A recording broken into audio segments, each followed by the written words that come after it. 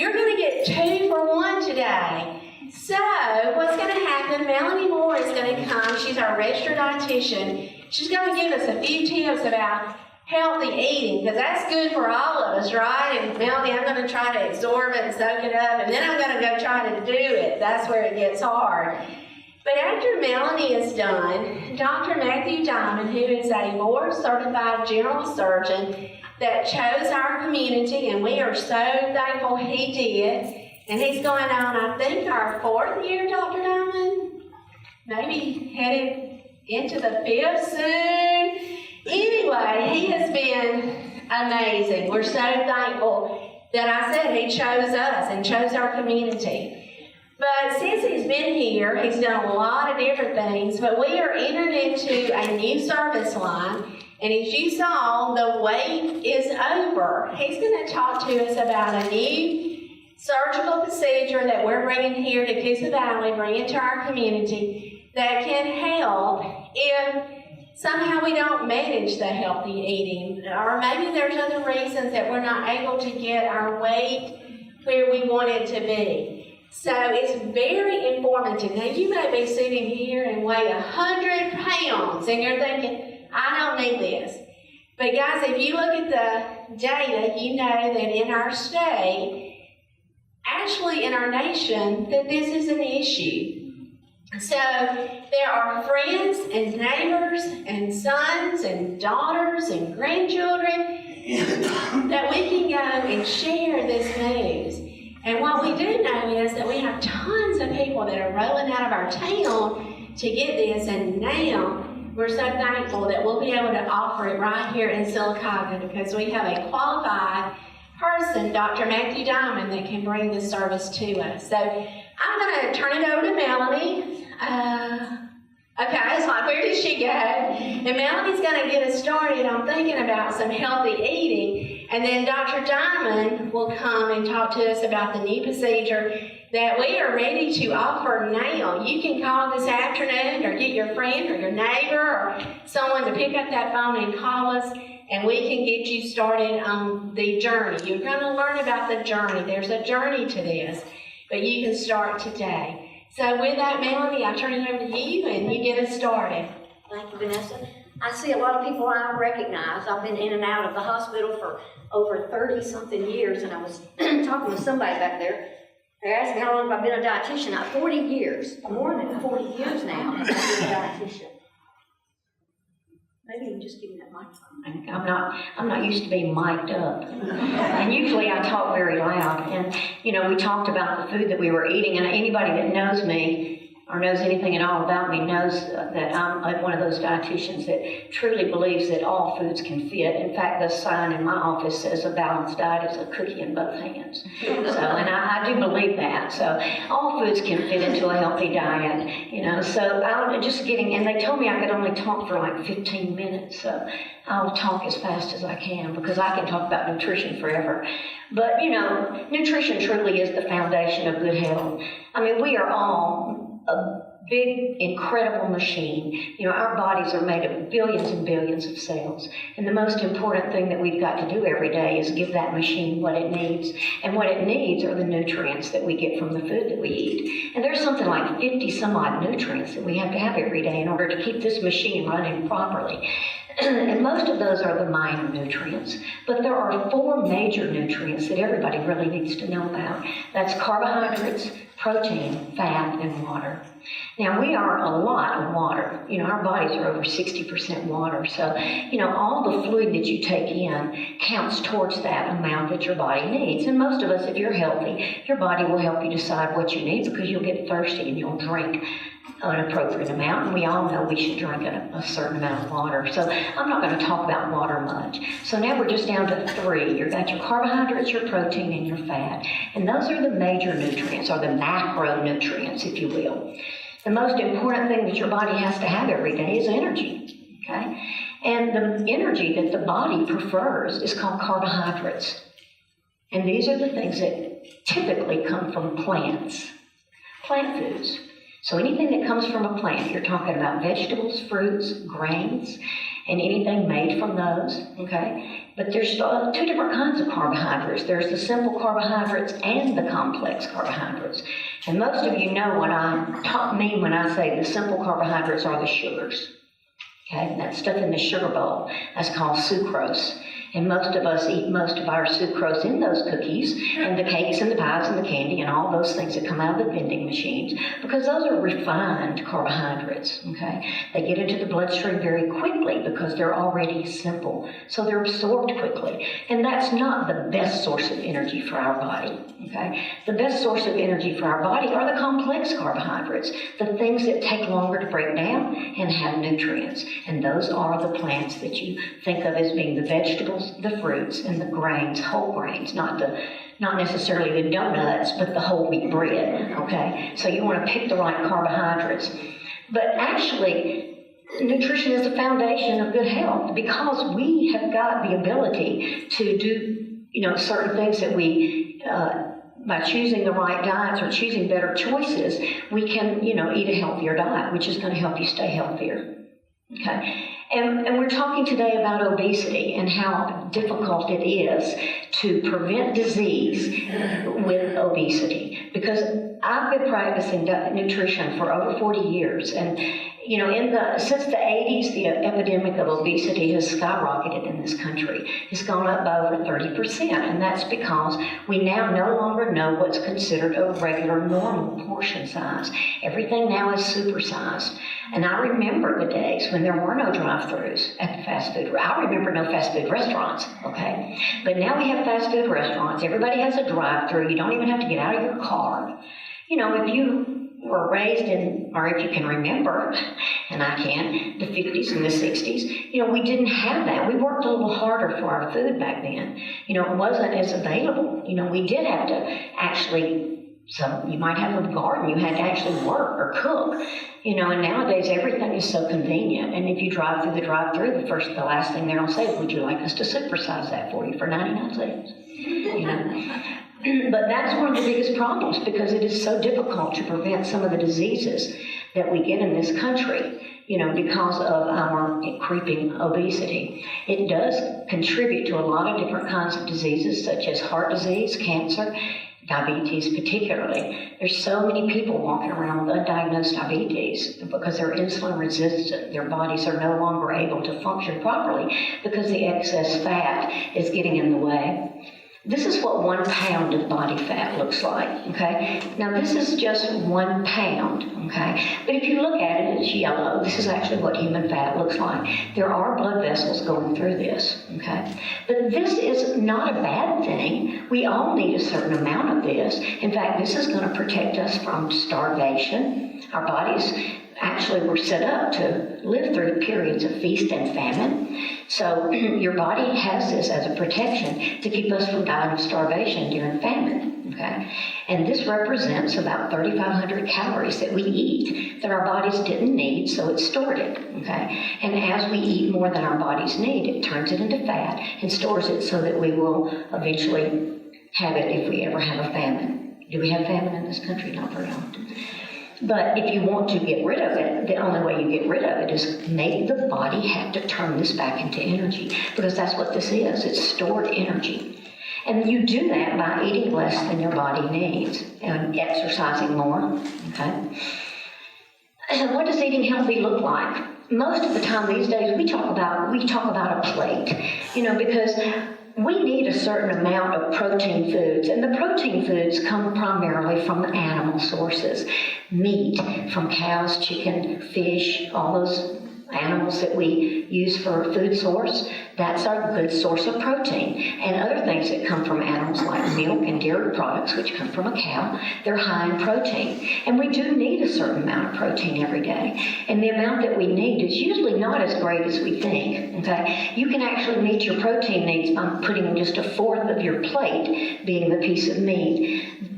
I used to use a deck of cards, and you can see how old. I had to take this back together because I haven't used these props in a while. But a deck of cards represents about 3 ounces of meat, and that's an actual size that your body needs. For a man, it might be a little bit more, but for us women, something like 3 ounces of meat on a plate is an adequate amount. Okay.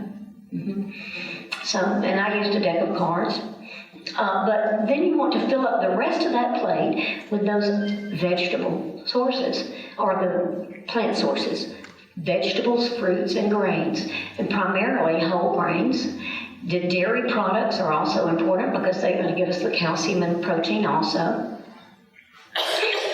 I know y'all talked about watching that. Don't Google it up. You know, there's so much nutrition information available on the internet now. We didn't have the internet 40 years ago, but now you can Google anything. And of course, we all want to believe there's a magic wand, you know, for nutrition. There is no magic diet. There is no magic food. There is no magic bullet.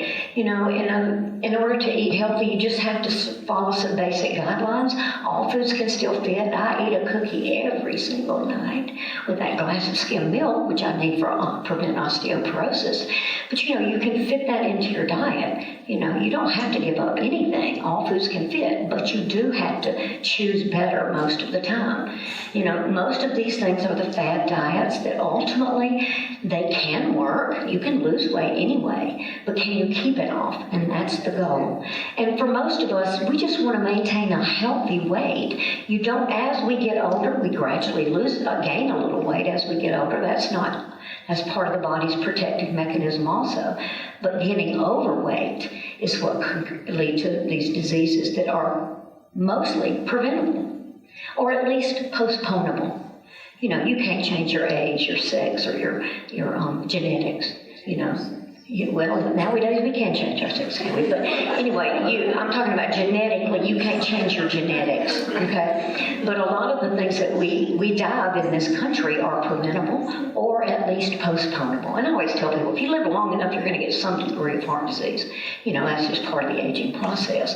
But you can do what you can do to stay as healthy as possible by eating healthier and getting regular exercise, okay? A plant-based diet, you know, I've said it, you know, primarily fill up your plate with the plants, and as closely as possible, eat them the way they come from nature, you know, fresh vegetables, fresh fruits, with less added to them. You know, broccoli is wonderful. Broccoli casserole, where you put sour cream, as a cream of something soup. Top it with the cheese. Those are the high-fat dairy products. They're going to add a lot of calories and fat that we don't need. But eat your food as plain as possible and choose the fresh vegetables and fruits, or frozen or canned, you know. The nuts and legumes, dry beans and peas, excellent. You know, meatless meals. We should go back to more meatless meals.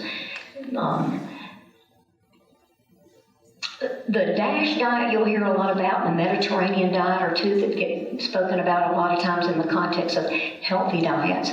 The DASH diet was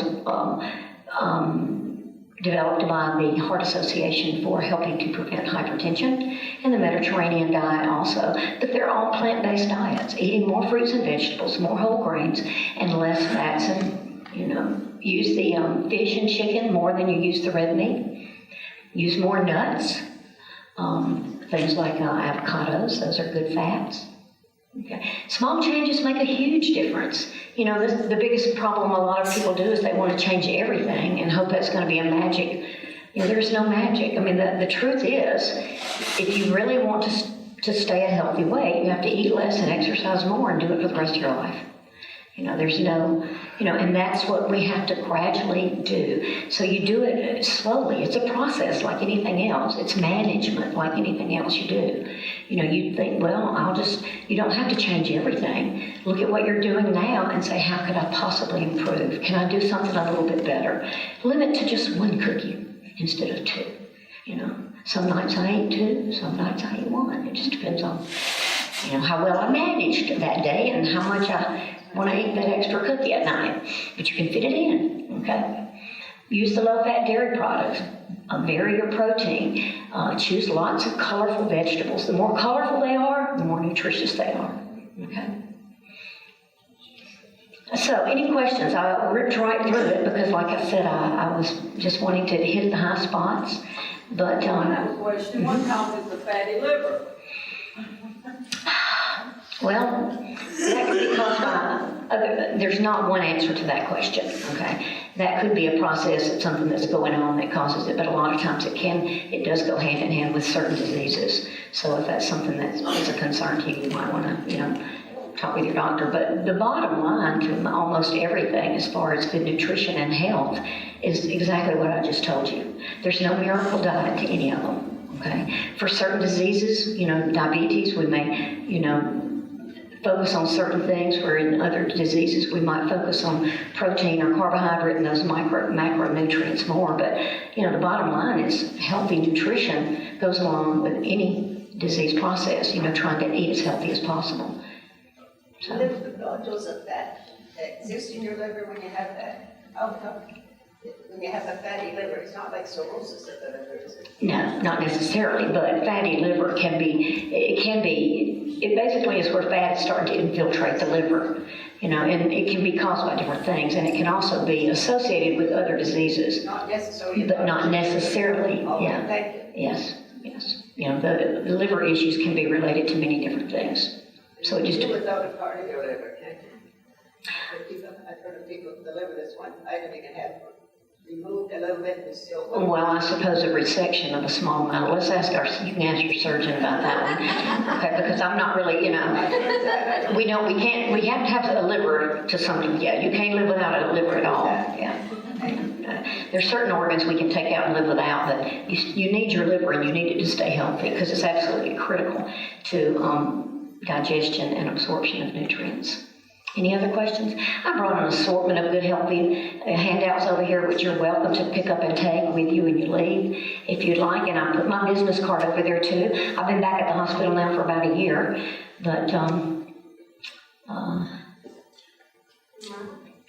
Hey guys, let's give Melanie a big hand, okay? And I apologize for my voice. I've had sinus and laryngitis. I think everybody has. So. Guys, this is March is National Nutritional Month. So what a great time for us to kick off some good nutritional habits. It's kind of hard as we get older. We kind of don't want to change things. We don't want to start new things. It's harder to change. But the information she gave us today was very, very good and very, very important for us. Dr. Diamond, if you'll make your way up. Yes, he turns 9 Friday.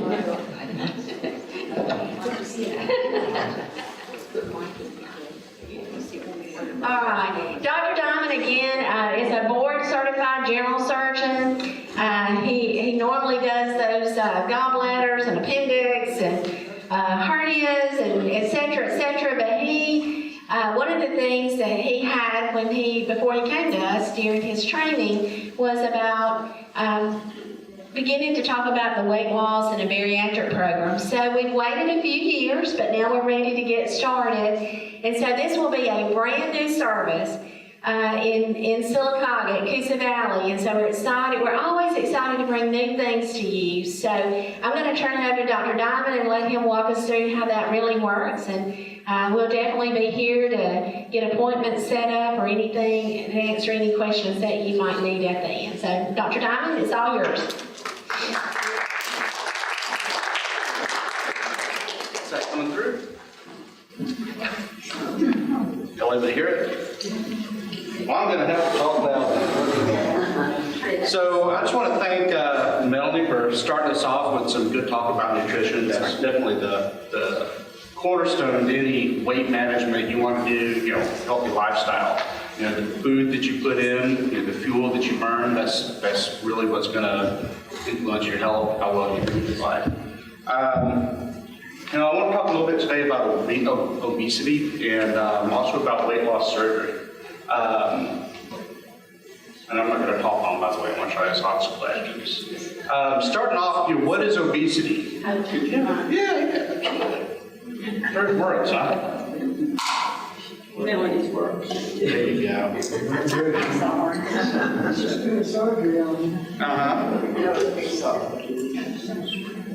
Absolutely. How's that? Second, there we go.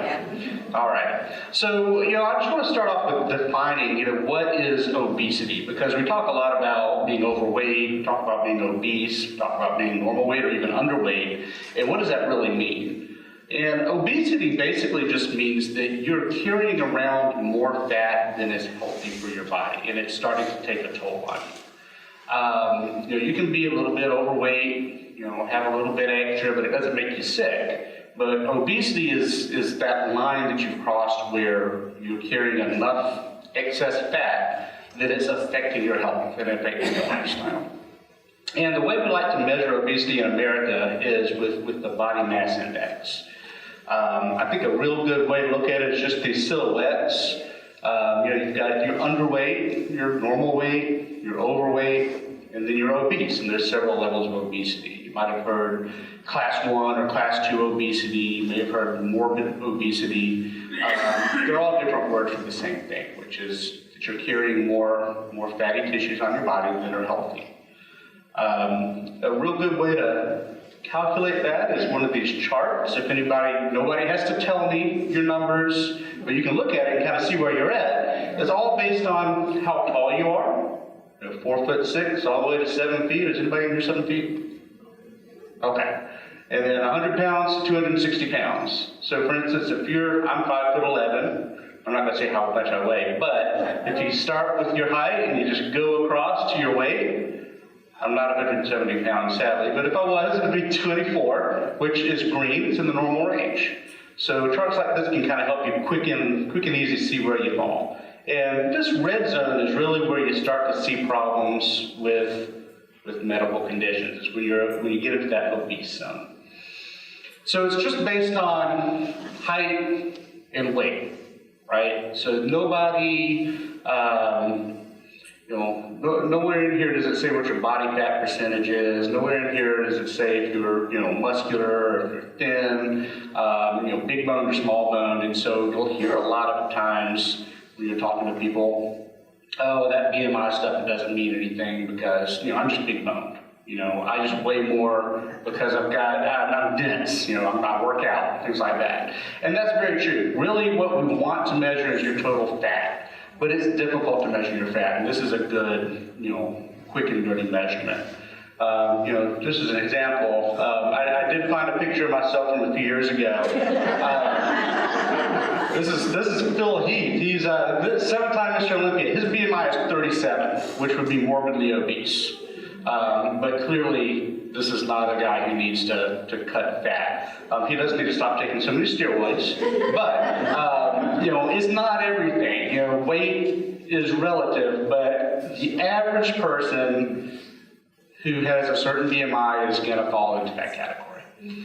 So, how bad is this obesity problem we're talking about? And these numbers are real. You might not want to believe them because they look so bad, but they are true. Only 1/3 of people in this country are at a normal, healthy weight. 1/3 of people in this country are overweight, and 1/3 of people in this country are obese. And that's a problem that we've been, seeing steadily arise, over the last several decades, probably due to the changes that Melanie talked about. More fast food restaurants, bigger portion sizes, French fries with every meal, things like that. And you can kind of see how it's changed over the years. Here in 1991, the blue is 10 to 50, and this is the percentage of people who are obese. So back in 1991, you had, between 10 and 15% of people in most states were obese. In 95, you can see that dark blue starting to creep up. By 2000, you're starting to get a lot of people here in purple. That's the 20 to 25%. In 2010, you can see that whole country has turned red. And the scale hasn't changed. The scale is the same every year. That's just the progression we've had just in the last few decades. And then the most recent that I saw was 2016, and you can see the scale changes a little bit. Purple means 35% or more. So we are in rare company in Alabama, being one of 5 states where over 35% of our population is obese. Even if you go to Colorado, which is considered the healthiest state in the country, you still got 20% of people who are obese. So we're not doing a great job in America or in the world with dealing with this problem. So why do we care about obesity? Personally, I just like to look at the swimsuit, right? But that's not the only thing that matters. It's not just how you look. It's not just, do you need an extra, seat on an airplane? That's not all we're worried about. You have a lot of medical conditions that come along with obesity, from heart disease, high blood pressure, arthritis, diabetes, high cholesterol, sleep apnea, cancers. All of these things can be affected by obesity and can be triggered by obesity.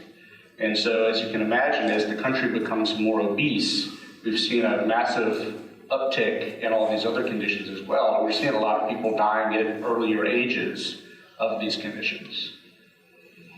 You can see 50% of deaths, diabetes, stroke, heart disease, and cancer being some of the big ones, are from obesity-related chronic diseases in this country.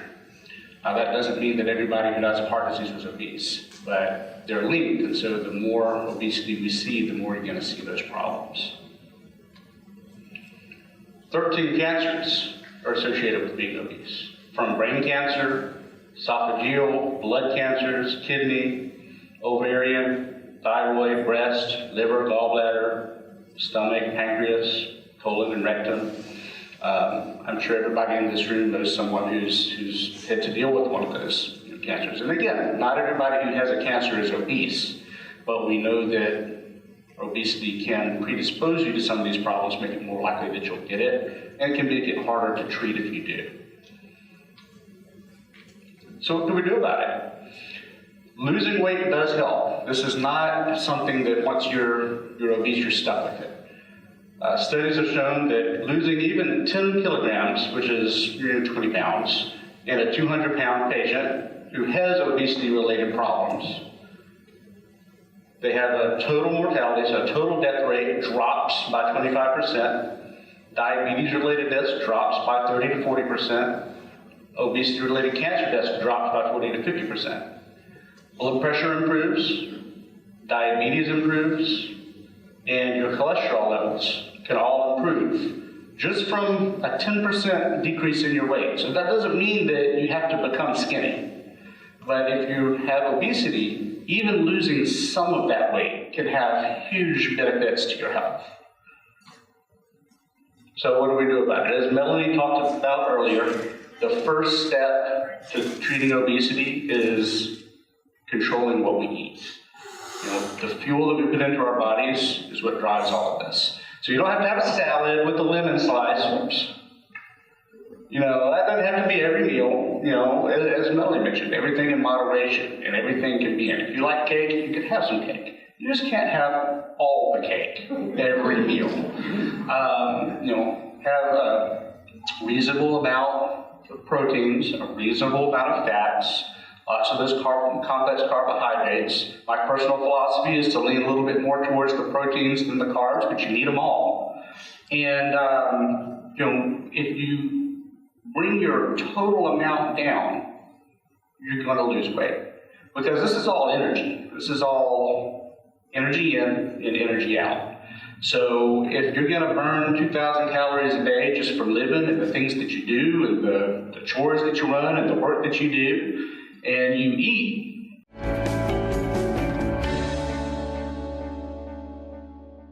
percentages, nowhere in here does it say if you're muscular or if you're thin, big boned or small boned. And so you'll hear a lot of times when you're talking to people, oh, that BMI stuff, it doesn't mean anything because I'm just big boned. I just weigh more because I'm dense, I work out, things like that. And that's very true. Really what we want to measure is your total fat, but it's difficult to measure your fat, and this is a good, quick and dirty measurement. Just as an example, I did find a picture of myself from a few years ago. This is Phil Heath. He's a 7-time Mr. Olympia. His BMI is 37, which would be morbidly obese. But clearly, this is not a guy who needs to cut fat.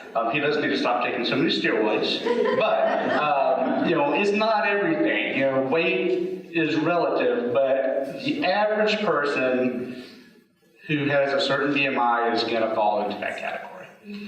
So, how bad is this obesity problem we're talking about? And these numbers are real. You might not want to believe them because they look so bad, but they are true. Only 1/3 of people in this country are at a normal, healthy weight. 1/3 of people in this country are overweight, and 1/3 of people in this country are obese. And that's a problem that we've been, seeing steadily arise, over the last several decades, probably due to the changes that Melanie talked about. More fast food restaurants, bigger portion sizes, French fries with every meal, things like that. And you can kind of see how it's changed over the years.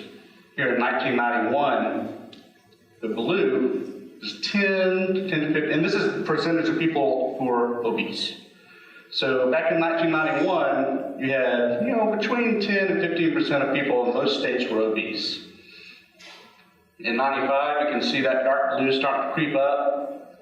By 2000, you're starting to get a lot of people here in purple. That's the 20 to 25%. In 2010, you can see that whole country has turned red. And the scale hasn't changed. The scale is the same every year. That's just the progression we've had just in the last few decades. And then the most recent that I saw was 2016, and you can see the scale changes a little bit. Purple means 35% or more.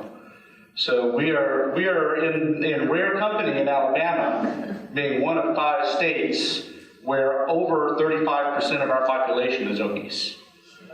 Even if you go to Colorado, which is considered the healthiest state in the country, you still got 20% of people who are obese. So we're not doing a great job in America or in the world with dealing with this problem. So why do we care about obesity? Personally, I just like to look at the swimsuit, right? But that's not the only thing that matters. It's not just how you look. It's not just, do you need an extra, seat on an airplane? That's not all we're worried about.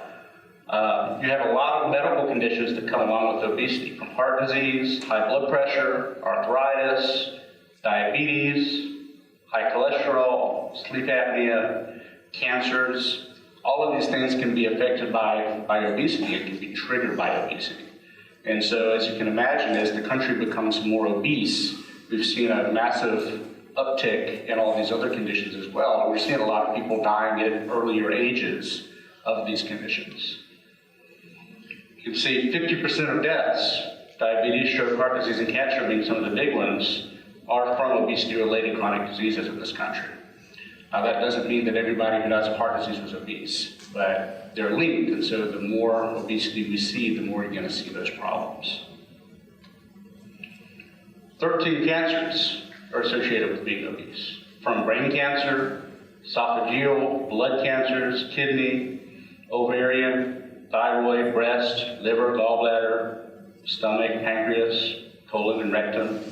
I'm sure everybody in this room knows someone who's had to deal with one of those cancers. And again, not everybody who has a cancer is obese, but we know that obesity can predispose you to some of these problems, make it more likely that you'll get it, and can make it harder to treat if you do. So what can we do about it? Losing weight does help. This is not something that once you're obese, you're stuck with it. Studies have shown that losing even 10 kilograms, which is 20 pounds, in a 200-pound patient who has obesity-related problems, they have a total mortality, so a total death rate drops by 25%, diabetes-related deaths drops by 30 to 40%, obesity-related cancer deaths drops by 40 to 50%. Blood pressure improves, diabetes improves, and your cholesterol levels can all improve just from a 10% decrease in your weight. So that doesn't mean that you have to become skinny. But if you have obesity, even losing some of that weight can have huge benefits to your health. So what do we do about it? As Melanie talked about earlier, the first step to treating obesity is controlling what we eat. The fuel that we put into our bodies is what drives all of this. So you don't have to have a salad with a lemon slice. That doesn't have to be every meal. as Melanie mentioned, everything in moderation, and everything can be in. If you like cake, you can have some cake. You just can't have all the cake every meal. Have a reasonable amount of proteins, a reasonable amount of fats, lots of those complex carbohydrates. My personal philosophy is to lean a little bit more towards the proteins than the carbs, but you need them all. And if you bring your total amount down, you're going to lose weight. Because this is all energy. This is all energy in and energy out. So if you're going to burn 2,000 calories a day just from living and the things that you do and the chores that you run and the work that you do, and you eat 3,000 calories a day, well, you've got an extra 1,000 calories that day that your body didn't need, and it has to do something with those calories. And what it does is it stores it. Because when we were cavemen, and we had, some days we got to eat, some days we didn't get to eat, our bodies wanted to store food, store energy when we did have a good day, and we did catch a saber-tooth lion or whatever we were eating that day. The next day, if we didn't catch anything, we had some storage to live off of.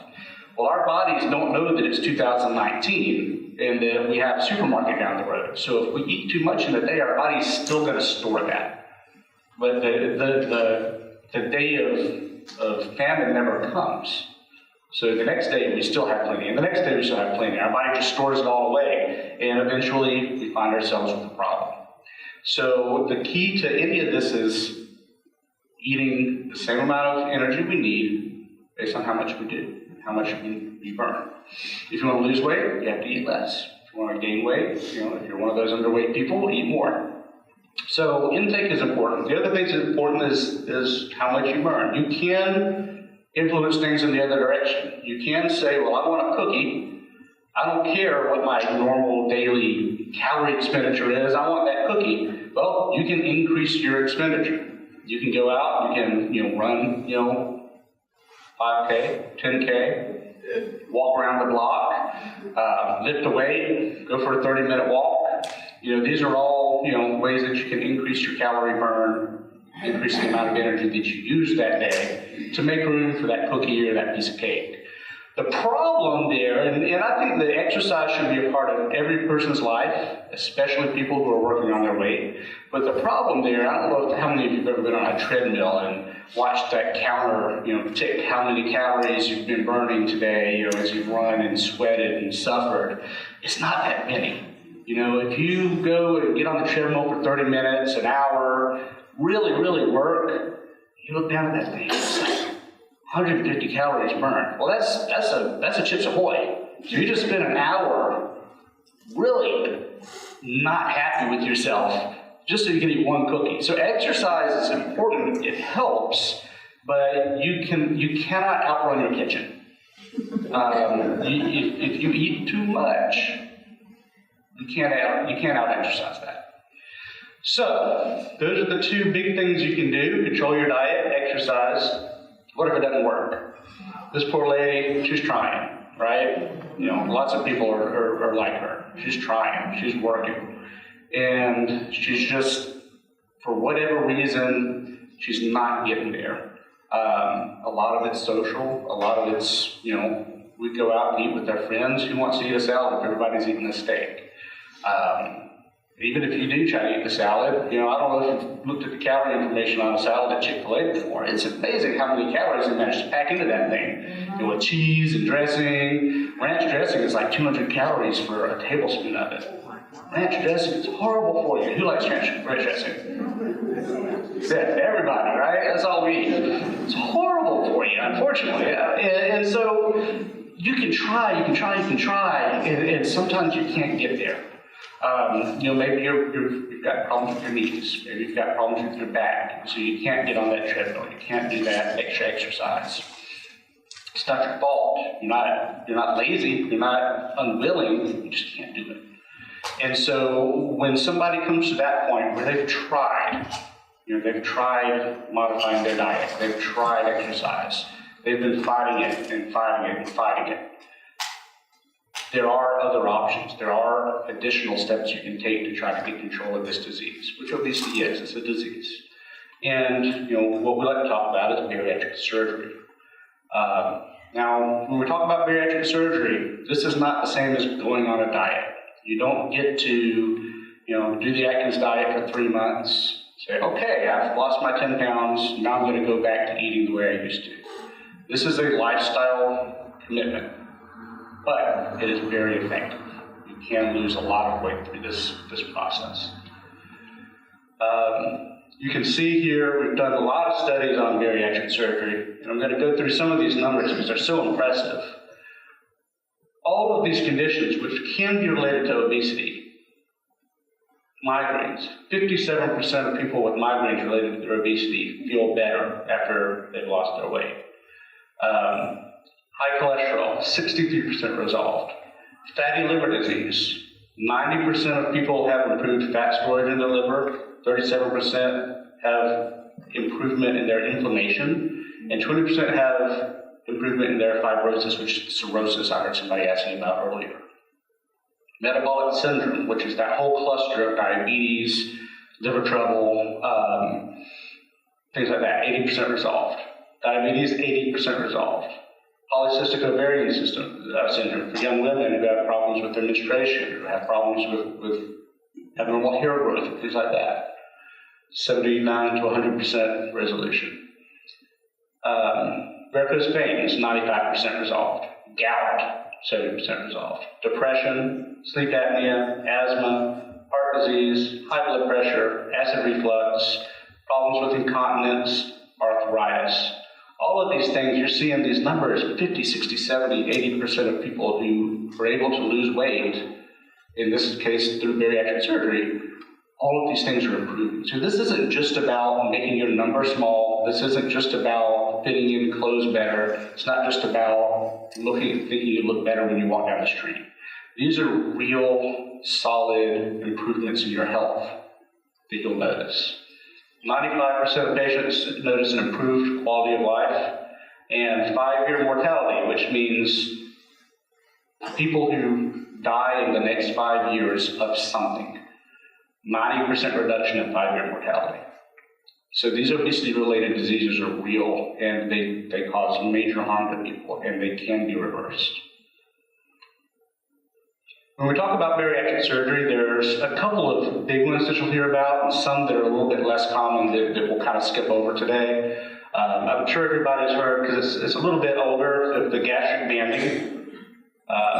That's something that's been around for a long time. It's gone up and down in its favor as far as people, getting it. It's a little bit less favored these days than it used to be, but there's still a good portion of people who get it. There's the sleeve gastrectomy, which is another procedure that cuts down on how much you can eat. And we'll talk about these a little bit more later. And that one's very popular today. And then the gastric bypass, which I'm sure everybody's heard about. If you've ever seen My 700-Pound Life and things like that, gastric bypass is big in those on those TV shows and things like that. And all of these are effective ways of losing some weight. Just to kind of give you the quick and dirty, and then I'll let you ask questions.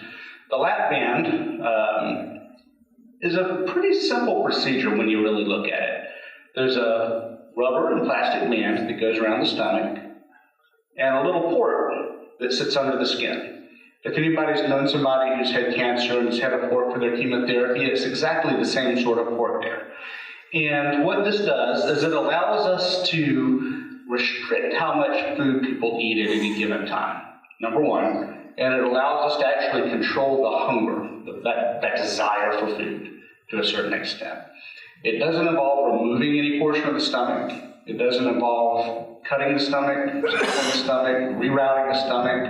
All it does is make the stomach narrow so that when your food comes down, it can't just drop into this pouch, fill up the pouch, get big, and where you feel like you gotta let your belt out after dinner. It slows you down so you can't eat quite so quickly. The pressure on it also tends to cause you to have a little bit less hunger, which is really the way it's supposed to work. Not so much you're trying to eat that cheeseburger and you just can't choke it down, but you don't really want the cheeseburger because your stomach just doesn't feel like it's hungry. These are nice procedures because they're very simple. I don't like to market them as being reversible because we want these things to be lifelong. but it is, if you have trouble with it, the thing can come out. And a lot of people have good results from it. The sleeve gastrectomy is kind of the next step as far as how big of an operation you're having. And it's also simple in concept. You basically take the big portion of the stomach that's stretchy, and you get rid of it. You just take that piece of the stomach out. And what that leaves you with is a narrow tube that, again, doesn't let the food through very quickly. So, you know, if right now, have you ever seen Man vs. Food on TV, anybody? Where they have the burrito that's this big and the guy sits there and tries to eat the whole thing? You can't do that with the sleeve. You know, there's no room. And that's how it works. It prevents you from overeating. It also, by removing this part of the stomach right here, which is where a lot of the hormones that control your hunger come from, by removing that, you remove a lot of that trigger for hunger. And so you find yourself, you don't want that big old burrito. You know, you get hungry when you eat food, but you're not feeling that constant desire to eat a potato chip. This is what we call a restrictive procedure, meaning it works primarily by reducing the amount of food that you eat. All of your nutrients are still absorbed. You know, whatever you do get down, your body uses, but you just can't get quite as much down. And so that's how this works. And then the last one is the gastric bypass, and again, that's the one that you've heard about everywhere. This works in two ways. By making your stomach smaller, and by rerouting your intestines. So when you eat, the food comes into here, the pouch, and then it travels down the intestine. But the digestive juices that help you to digest your food, they get made by the liver and the pancreas, and they come in way over here. And your food bypasses that area. That's the bypass part of the gastric bypass. So you've got a long portion, and this is longer than it looks on the picture. You've got a long portion of your intestine where the food passes through, but there's no digestive juices working on it. So your body's not absorbing those nutrients. And then when you finally get to here where those juices can mix with the food, you start to get some digestion, you start to get some absorption. So it reduces the amount of food that you can eat, and it also reduces how well your body is able to use that food. So some of the nutrients are wasted, which if you're thin, or if you're that caveman who needs everything he can get and needs to store it away, that's not good. But if you're obese in America and you've got fast food available to you, you know, it's okay for some of that stuff to be wasted because you don't need it anyway.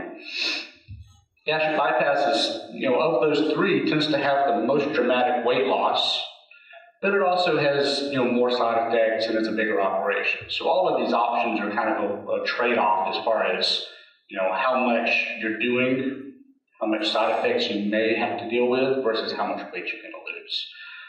For most people who are not morbidly obese, the gastric bypass is probably a little bit overkill, in my opinion. I would usually recommend people more towards the sleeve and the lap bands. But you know, if you are one of those people who has a BMI of 55, 60, 70, 90, 100, you're going to need every bit of help you can get. That's what those operations are good for.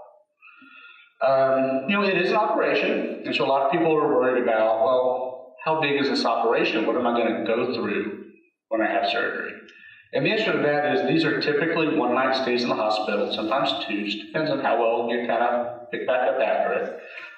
They're done laparoscopically, and you can kind of see here, if anybody's ever gotten their gallbladder out or their appendix out laparoscopically, it's a similar sort of procedure. You have the small little incisions, you go in with the camera and with the small instruments, and the entire procedure is done that way.